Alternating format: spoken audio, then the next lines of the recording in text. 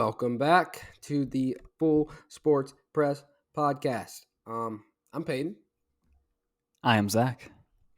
All right, we have a episode for you. We do indeed have an episode. That's what we're doing. We're gonna start off with our what we saw. Zach, you want to lead us off? I do. So, if you were here last week and you got to see the live episode, first of all, good for you because it was amazing content. I don't think there's anything I've ever seen better than that. So, Correct. you're welcome. But then you also heard that last week, me and Peyton visited Chicago, Chi-Town, and we went to a Cubs game. And at that Cubs game, what I saw was one of the longest home runs, I think, later when I saw on Twitter, like since 2006 or 7 or something. But a 482-foot home run hit by Jared Kelenic. We'll go with that. Sure. Who plays for the Seattle Mariners. The Mariners did end up winning 5-2, but Wrigley was still fun, and Chicago was fun, and that home run was crazy. It just looked like it was just going to go up into space. Yeah, it was definitely a huge home run, and it was back to back with another one that was also pretty long. But yeah, it was a little disappointing that the Cubs lost. I would have liked to have seen a win there, but Yeah, Wrigley Field, pretty cool if you've never been. I would recommend.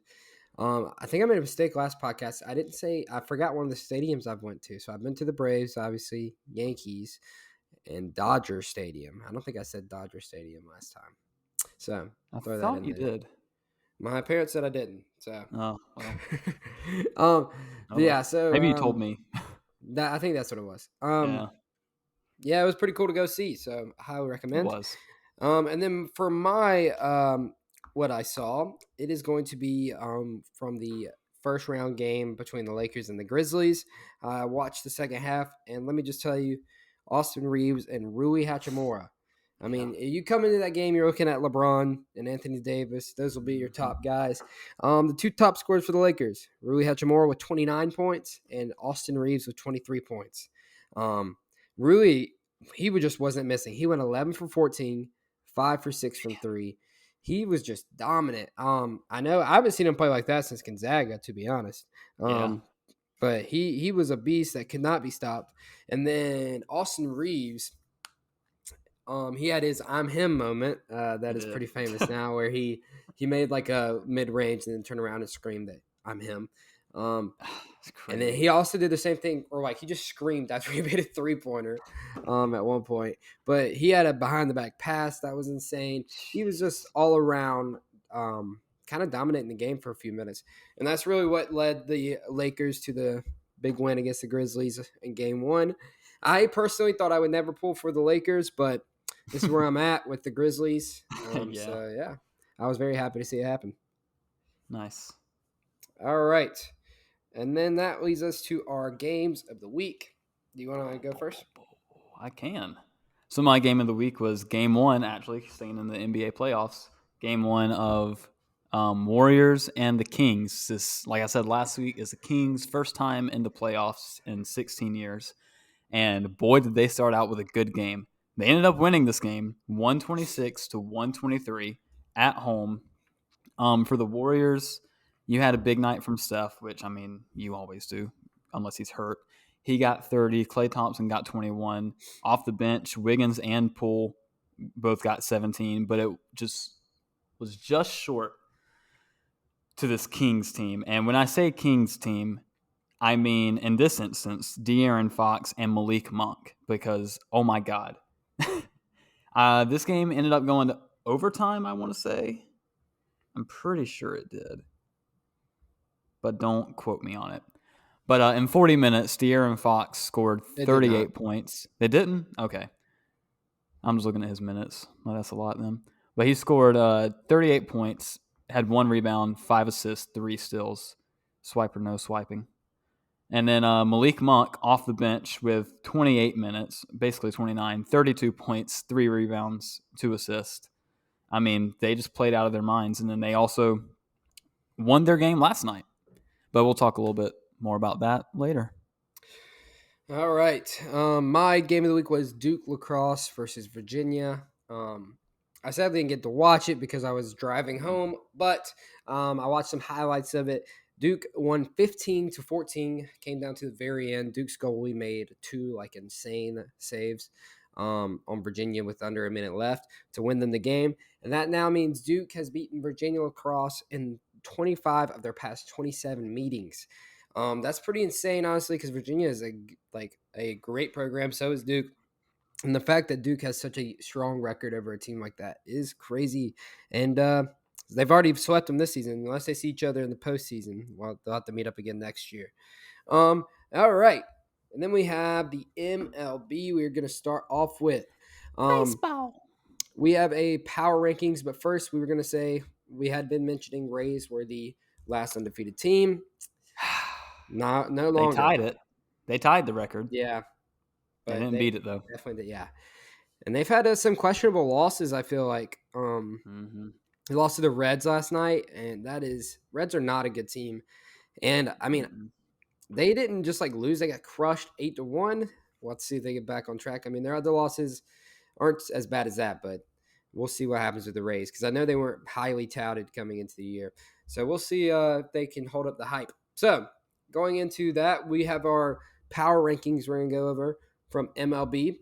Let's look at them. We'll start off with 10, and that is the San Diego Padres, of course, and they'll soon be getting back Fernando Tatis from his suspension, Mm-mm.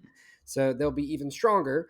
But they're number 10, coming off a 2 weeks ago, they beat the Braves in a series of four games, 3-1, and I mean they've looked pretty good. I'm surprised they're this low. Then we have at number 9, the Mets. Not surprising, they are looking pretty good this year so far. Number 8, the Twins. That one was another team that I felt like wasn't going to be as good as they've started this year, but they are still up there at 10-6. And I looking back at the Padres record, they're actually 8-10, but somehow they beat the Braves 3 out of 4 games. So, all right. Then Jeez. 7 Well, is the Dodgers, who are 8-9. Interesting. That one's just going off preseason hype. 6, the Milwaukee Brewers, who are at 12-5. 5, the Astros, who are cheaters. Sorry. Peters that, yeah, but also 8-9. And then the Yankees, who are 10-6, the Blue Jays, who are 10-7, and the Rays, who we were just talking Oh. about, 14-3. So that's 3 teams from the same division, all in the top 4. But the number 1 spot goes to the Atlanta Braves. They are 13-4. And they just got Max Fried back, who pitched amazing last night against the Padres when they won 2-0. If they can win the series against the Padres, man, they are looking unstoppable if they get everybody healthy. And I know Sean Murphy, he was a catcher who just started. He's been starting to get hot. So we'll see what happens. But those are the current top 10 teams in the MLB, according to the MLB. Yeah, I think that about wraps up our baseball section. Well, I mean, I want to say I have been following it more, and I'm proud of Well, myself. there you go. I have checked. I have not watched a single game on TV. That probably isn't going to happen until the playoffs. Let's just be honest. Um, but I've been checking the scores every day. I think I've decided that I'm not calling myself a fan yet because I don't know if I can stick with it. But I am going to follow at least the Cubs because they're not the closest team to me, but they're the closest one with any relevance. So Well, there you go. The pitch clock is doing wonders, folks. it really is. All right, moving on to soccer. So this is going to feel like a broken Soccer. record because the exact same thing happened last week. Arsenal drew, Man City wins. It is getting to scary territory for Arsenal. I'm at the point where I'm pretty certain Man City is going to win the league. Ooh. Um, because they just look unstoppable. I don't know what's going on with Arsenal. Um, it's a if let's say Man City assumes they win their next game, it is a 1 point difference in points. All it's going to take is one Arsenal draw or loss, and Jeez, Man that's City crazy. is back in the lead. So, yeah, Arsenal scary moments. You cannot be drawing. Not well. First off, both of those games, Liverpool, they were up 2-0, came back 2-2. And then the same thing with West Ham this weekend. They were up 2-0, came back 2-2. So you're gonna, if let's say Man City does end up winning it by a small margin, you can look back at those two games as the turning point in the whole season. And then we have Liverpool. The only reason we're going to mention them is because they are just the most hit or miss team I think I've ever watched. When they It's play pretty crazy. good, they just absolutely destroy anyone. And when they play I bad, mean, they they can won. lose to anyone. They won. Was it yesterday? Yeah, yesterday 6-1. Seven It was to six to one. one 6-1. against Leeds, Jeez. which Leeds isn't good, Yeah. but with the way But we've been still, playing, that yeah. makes no sense. And we drew Arsenal. But here's the thing: I've learned this season. What's going to happen is Saturday when they play Nottingham Forest, they're going to lose 2-0 or something to a team that's so bad. That's just how it works this year. There's no other explanation. So yeah, Liverpool is the most. I almost want to say frustrating because they show the most promise. You're like, this team is insane, but then lose the worst games that they could lose. Yeah, Liverpool, just a headache. All right, Yeah. then we have Chelsea. I don't know what it is going to take at this point for Chelsea to win a match. They lose another one to Brighton, 2-1. I have it on in the corner over here. They're down 2-0 Nice. to Real Madrid, which is in a total with the aggregate. It's actually 4-0. So yeah, they lost to Real Madrid. Basically, there's zero chance they can come back from that. So they're out of the Champions League. They are, I think, they're 11th. Yeah, 11th in the Premier League table. Yeah, it's about time to hang it up for this season. It looks like that's just a shame that they've fallen this low. Yeah. Especially after spending what was it, 500 million in the winter transfer window. That's just crazy. Mm. Imagine being a Yeah, you Chelsea can't. fan, you know. Yeah, it couldn't be me. Not at all. But yeah, the fact you spend that much money and this is the result, yeah, that's not good. It's kind of funny. Very funny. All right, now we got NBA. Zach. All righty. Well, the playoffs have kicked off. Man, let's see. Where did we start? Last week, the play-ins happened. Who made it in? The Heat made it in to the 8 seed, and Yeah. the Hawks made it into the 7 seed. And then on the west side, the Timberwolves made it to the 8 seed, and the Lakers made it as the 7 seed. So, I mean, honestly, all I'm going to do with this is I'm going to say who's all playing, what the series record is right now, and then I'm going to highlight like a few of them. But yeah, first series, you got Bucks Heat, Miami. Yeah, Miami leads 1-0, and I believe they play again tonight. No. No, tomorrow night. Yes. Yes, they play tomorrow night. Next up, Cavs Knicks. Knicks lead 1-0, which I know it's a 4-5 matchup, but I think that's a surprise to a lot of people. The Yeah. Knicks are good, but the Cavs have been crazy this year. And they do play again tonight. They do. Then you've got 76ers and Nets. 76ers lead 2-0. The Nets, I would say, are lucky to be here. They have a team, and it's not at all what it looked like coming into the season. Yep. And I would not be shocked if this was a sweep. But I do like me some Mikal Bridges. And Cam Johnson also did baptize Joel Embiid last night. Or 2 nights ago, whenever that happened. Up next, last matchup on the East, you got Celtics and Hawks. The Celtics beat the brakes off the Hawks in game 1. So this is another one that could be a little sweepy. But yeah, that's it for the East. Honestly, matchups I would look at over here, maybe Bucks Heat. Giannis got hurt. Yep. I believe is he coming back? Do we know? Have we heard anything yet? I don't know. That's a good question. Let me see if I can find anything. Yeah, I'm not sure if we have, but he did get hurt game 1. He was out for the rest of the game, and the Heat ended up winning. But that is one I would keep an eye on, especially if Giannis ends up being out a game or two. His MRI came back clean. It doesn't say he didn't Ooh, practice today. okay. So they don't say if he's Okay. playing, but his MRI did come back clean. So it seems like he'll either come back and be a little limited next game or just take a game off, which being down 1-0, that's not the best case scenario. A lot of things can happen, especially if probably the best player in the league isn't on the floor. But who knows? All right. And then the other one to keep an eye on in the East would be Cavs Knicks. I don't know what's going to happen with this series. We'll see what happens tonight. It's going to be really interesting if the Knicks go up 2-0 and then go back to New York with that series lead. I kind of have faith in Donovan Mitchell and just how he plays and how good he is versus the New York team, but guess we'll have to see.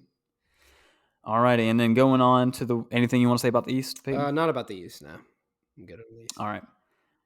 Going on to the West. Number 1, Nuggets versus number 8, T-Wolves. Nuggets are leading 1-0. No surprise there. The Timberwolves are just a mess.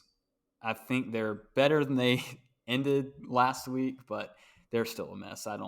They're not getting past the Nuggets, and that's just how it is. Next up, you got the Suns versus the Clippers. The Clippers actually took a game, and I think the Suns are going to be fine because they got plenty of star power, but the Clippers have got some star power and some defense too. So that series could be interesting. Oh man, I'm just looking at these. Wow. Kings Warriors next. Kings lead 2-0. I think that is probably a shock to everybody who knows anything about basketball. This is the Warriors in the playoffs. The fact that they are down 2-0 right now to the Kings should be pretty shocking, I would say. I would say the opposite. I expected this to happen. The Warriors are 11-30 on the road this year. They are. That when they play on the road, they just don't play good. I mean, that's when I think they'll win their home games, but I just don't think they can win on the road. I'm not shocked by it. Kings have been good this year. The Warriors have struggled. Yeah, I think I kind of expected this. Well, the reason why I would say people should be shocked is because the Warriors, ever since they have kind of fallen from what they used to be with those years with Steph and then KD coming in, their regular seasons just haven't been as good, and that's how it's been. But they've found a way to turn it on in the playoffs. So I think everybody was kind of expecting that to happen again, and it just hasn't happened yet. And then there's some more drama in that series that we're going to get to right after I finish up this playoffs review. And then, the last series in the West, you got the Grizzlies versus the Lakers. Lakers are leading 1-0, and they play tomorrow or Thursday? They play Wednesday. Yes, so they play tomorrow. Of course at 10 o'clock, but, that's just how it goes. No, they play at 7:30. Oh, 7? Really? Oh, I guess it's in Memphis. Yeah. I'm thinking about another game. But yeah, that's the playoffs right now. It's pretty early still. I mean, these are going to go until mid-June? Yeah. So, we still got a while until it's over. We still got a while in these first series, even though a team like the Kings is up 2-0. Who knows what's going to happen? All right, you got any words on the West? No, just the Warriors thing, and I think that's it. Oh. All righty. Well, let's dive into the fun drama.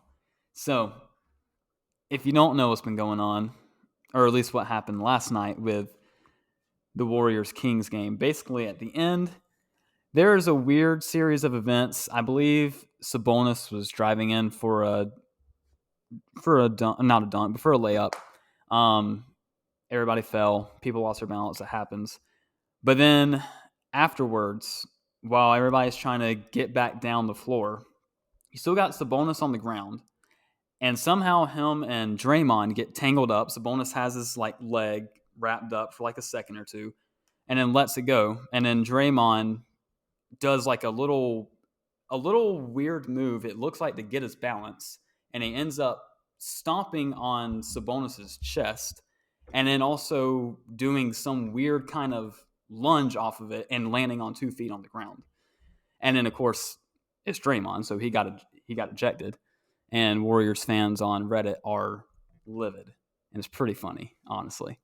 What are your thoughts on the whole thing? Because it's been kind of back and forth, it seems like, on Reddit today. I think it's just both parts are in the wrong, and I think it's a little overreaction. I mean, he grabbed his foot, he ended up accidentally stomping on his chest.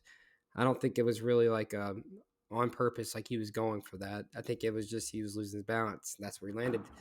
But yeah, I'm with Draymond. With it being Draymond, I'm sure there probably was something extra in there that wouldn't be with anyone else. But I still don't think it's that huge a deal. Like he should be suspended or any of that because it doesn't start unless Sabonis grabs his leg. I agree with that, but I think that he just did too much. Why do you need to stomp on him? You don't have to put your foot down that hard to get your balance on something. But That just doesn't make the other sense to thing me. was I just feel like Sabonis was flopping after that. Apparently, he rolled around on the court for a few minutes and then got up and got back in. So, uh, Well, I mean, he got his chest stomped on. I think well, that's then he probably shouldn't go back in the game immediately and be perfectly fine and no reaction after that. That would be my thing. well. I mean, he got his. I would say he probably got the wind knocked out of him. That takes a minute to come Yeah, back from. I think he was fine. He was just reacting. From what I watched, he was I definitely disagree. embellishing it. You could tell. I don't think he was at the start. I think near the end, obviously, but I mean, you got to sell it, and he got Draymond kicked out. So if that was your plan, then it worked. Either way, though, it was pretty weird. I thought, and with Draymond's history it, of just how he plays, I'm not shocked he got ejected. I think it was probably the right call, but that's me. Let's see. Yes, okay. Now this takes me to my next part of the notes. Now this one, I'm ready to get your thoughts on this one. So with all this, it has sparked a little bit of interest, which I think this has been happening a little bit, not not enough to the point where anybody like with a voice or on ESPN is calling for this to happen. But there are fans out there who have like started chants during NBA games. They're making signs. It's starting to come up where NBA fans want the charge taken out of the NBA. What That's are your so thoughts on stupid. this? Or do you want me to tell you why? Do you I want me don't to tell think you there's a why good first? reason, but sure. Well, the reason why is people want to figure out a way to get these plays where you collide in the air. They want to figure out a way to get that taken out, is basically what I've read. That's just stupid. That's just gonna make it happen more. What? That is like they're gonna start trying to block it instead. Like, why even take the charge? That makes no sense. Just let them walk into the lane, I guess, from now on. Is that would be the solution to defense since you can't take a charge or do anything? Um, I have no clue. yeah, that's This is one I feel like I'm usually open to new ideas. I'm open to new things happening in the league, new rules, but eh, this just I don't even know. Like just doesn't make sense. how do you not have the charge in basketball? I mean, then you You then know? there's it's just It's they were running as fast as they want and drive through the hole. Like there's no stopping that. yeah. That makes no sense. Yeah. It's not it's not something like the possession arrow where you have it in college and don't in the NBA. This is a rule that completely changes how the game is going to be played. And I don't know if it's just if that's really what it is, like the reason I gave you, or maybe it's really people want to see the three ball die a little bit because they can't shoot it, which that would make sense as well. But yeah, there's starting to be murmurings around NBA fans of wanting Yeah, that wanting just the wouldn't be charge basketball gone. anymore at this point. We're put too No, far. it would be dumb.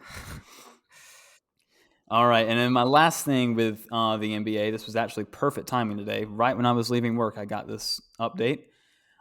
Just a little small, tiny update about how the in season tournament is going to work. So basically, if you don't know, the new CBA for the NBA was signed last week, 2 weeks ago, and basically it added these new things into the league. One of which is a in-season tournament. This is basically going to be a incentive for the players to, if you win, I think you get like a little bit more money, maybe like $1 million or something, and then also your team gets some more money, that sort of thing. kind of similar to what the WNBA does with the Commissioner's Cup, but this will just be one tournament like in the middle of the season versus like a season running total. So basically, Adam Silver came out and said for the NBA's in-season tournament, players will wear different uniforms and the courts are going to look different. The tournament is going to be played in November and December, and the final 4 teams will play at a neutral site. So that's all we got so far. But I'm just glad we're finally getting something. I feel like we've talked about an in-season tournament happening forever. Finally, it's going to happen. But everybody's like, kind of what are the logistics around this? How is it going to work?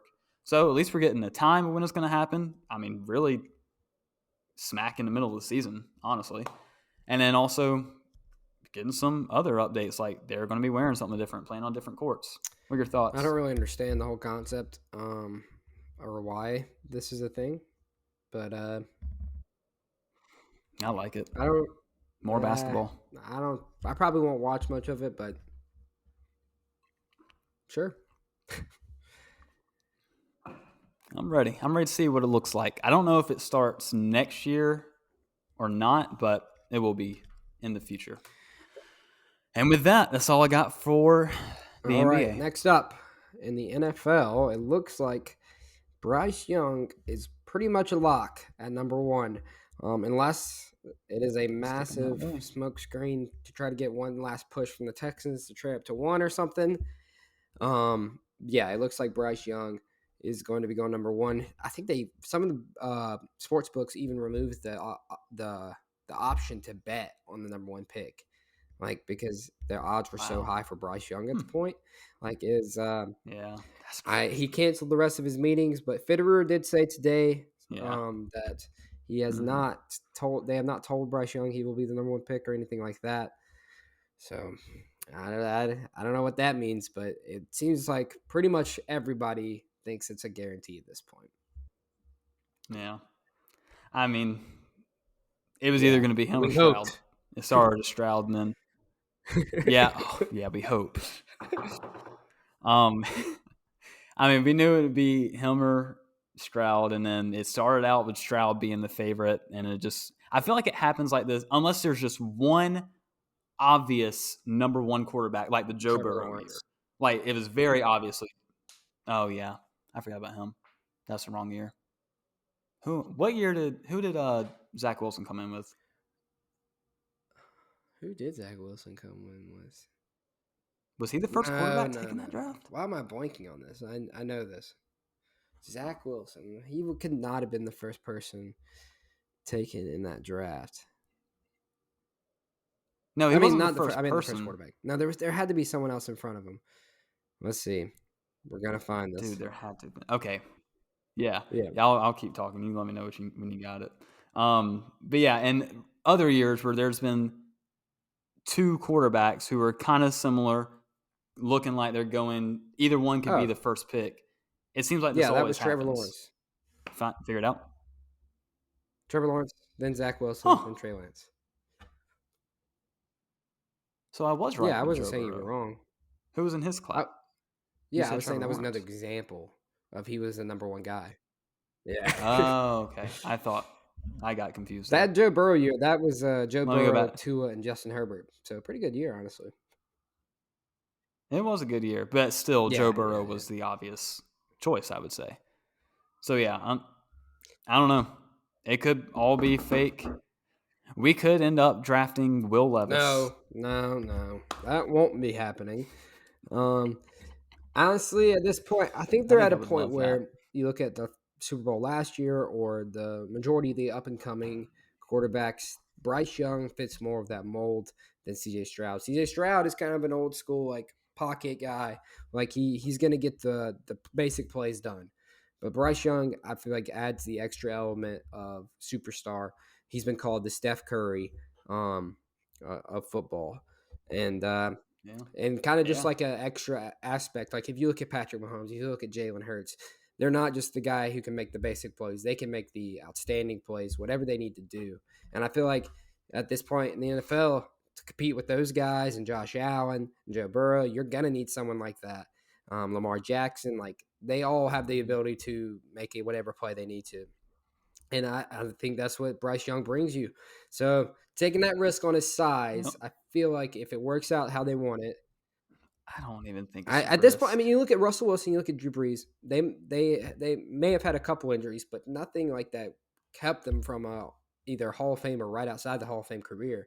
So I mean, I say if you think he's the guy, you got to go for it, despite the size.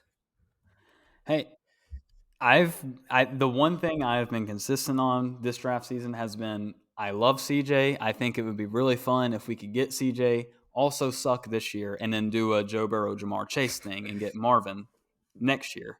But I like Bryce a lot. And what I've said the whole time is while CJ is really good, Bryce was able to do what he was able to do at Alabama with literal Yeah. no wide receivers. So the fact that he can do it, I think that's enough right there for me. Well, So we'll find out I'm soon. excited. I'm ready So for what, 2 Thursdays I from believe it's now or next next Thursday, Thursday? right? Yeah, Holy cow! Is it I'm pretty really? sure because I mean, I'm pulling up the calendar. yeah, next It is. Thursday. Wow, that's So insane. next week we will definitely have a lot, or not. We'll have more to talk about for sure, with maybe some predictions or things that are going to Yeah. happen with the draft. Yes. And Oh, should we do a I don't draft know if we know special? enough about prospects to get into that, but we can try our best. No, we can just do a first. All right, We'll talk about it. games of the week, games of the week. Yes, there it is. Games of the week. Yes. Zach, lead us off. My game of the week. I'm going back to the NBA playoffs since I have basketball to save me again. And I am going with game 3 of Grizzlies and Lakers. It's going to be really interesting if tomorrow night the Grizzlies get a win because then they're tied up 1-1 going back to LA. And I think that Saturday night, of course, at Yep. 10 o'clock, but whatever. I know. But that'll be a great game. And it'll be a good one to see who's going to take the lead in LA. Can the Lakers defend home court? Can the Grizzlies come in and still one? You've got so much that has happened in that series in the regular season with just LeBron and Dylan Brooks, John Morant, Shannon Sharp. It's going to be a good one. It's one you're going to want to tune in for back in LA, I would say. Um, Speaking of just the 10 o'clock start, I just have to mention this. I was watching TNT on Sunday, inside the NBA or whatever, and they were talking about the upcoming games and how at 10 o'clock was, I think it was Suns Clippers, and Charles Barkley's started complaining about it. He was like, "There's no reason we should be playing at 10 o'clock on a Sunday. We had all day to do Good. these and all this stuff," and it was pretty good Yep. to hear someone else voice our Yep. concerns, but. It's a Sunday and you're starting Yep. a I game at mean, 10 come on. o'clock. I don't like it. Come on All now. right, moving on to my game of the week. We're going to Friday night, the World Series matchup of 2021. I believe would be the year. Yes, 2021 Astros versus Braves. They will be on Apple TV, so an extra kind of incentive. If you haven't watched it on Apple TV, they got a pretty cool setup for it. And you can listen to the home away radio announcers instead of like the actual Apple TV announcers, which is pretty cool if you want to listen to the Braves radio or whatever. Nice. So Astros Braves 7:20 on Friday. Apple TV, yes, Will it work if I just have an yes, Apple TV subscription? yeah. It's just any Apple Oh, okay. I TV. didn't realize. I didn't know if it was No, that it's or not like the like that. It's MLB just an Pass Apple. They thing. have a Friday night game Oh, every okay. week, or they actually have two this week. Beautiful. I might So actually yeah, watch that one Astros then. Braves. Like I said, World Series rematch. And two of the best teams according to MLB's power rankings, like we mentioned earlier. The Braves, obviously at number 1, Astros at number 5. Exactly. Cheaters. Yeah. So I think that'll about wrap us up. Next week we will have NFL draft. We will have more NBA playoffs, possibly some more soccer if something notable happens in the Premier League, and a little bit of MLB. Maybe a little college baseball too. Got some big series coming up. We'll see. All right. Goodbye, everyone. Bye.